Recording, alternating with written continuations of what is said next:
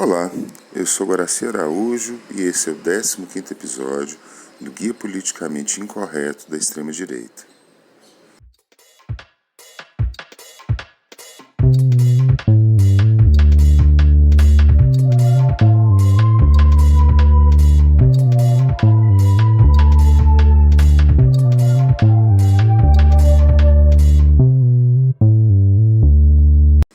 No guia de hoje, eu vou falar um pouco mais sobre as chamadas novas direitas, sobre os atuais movimentos e formas de manifestação do extremismo de direita.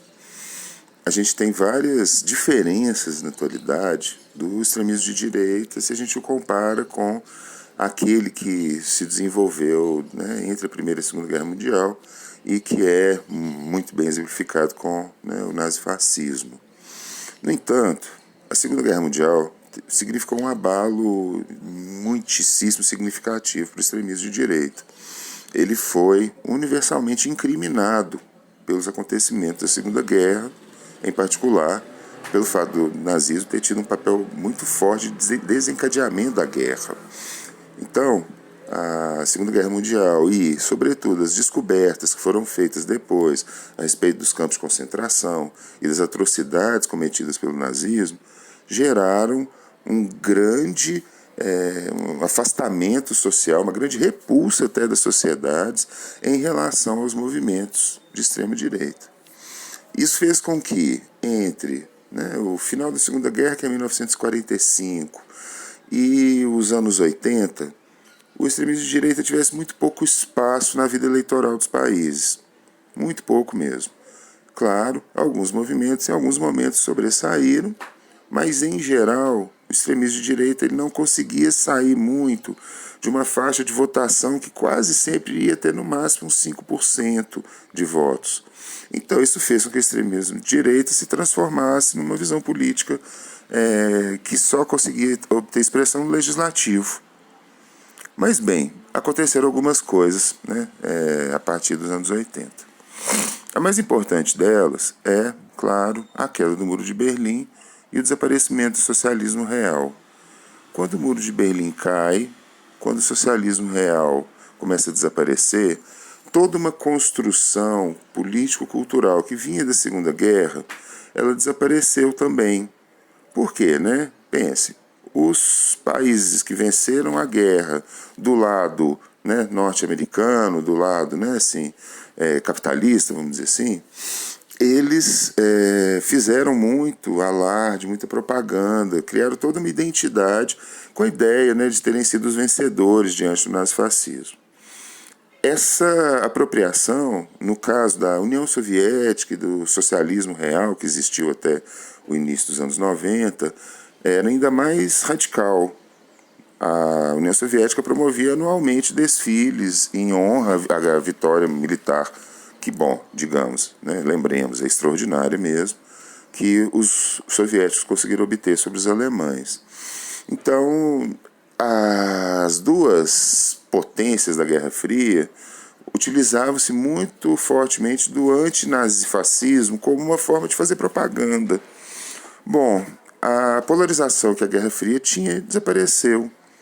E isso criou um novo combustível para o extremismo de direita, porque ele parou de ser objeto de uma crítica das instituições mais ou menos permanente, como ele era entre mais ou menos 45 e 89. Isso então mudou bastante as coisas, criou um novo espaço, uma nova perspectiva de ascensão para as extremo-direitas. Essa perspectiva hoje tem se mostrado, as ascensões elas têm se mostrado caminhar em duas direções básicas. Uma dessas direções é o centrismo. Curiosamente, em alguns casos, nós percebemos que partidos de extrema-direita, que já têm inclusive uma longa história, têm se aproximado mais de uma posição centrista. É uma espécie de centrismo populista com traços de extrema-direita, mas é um movimento que tem que ser assinalado. E esse movimento é particularmente visível no caso francês da Frente Nacional.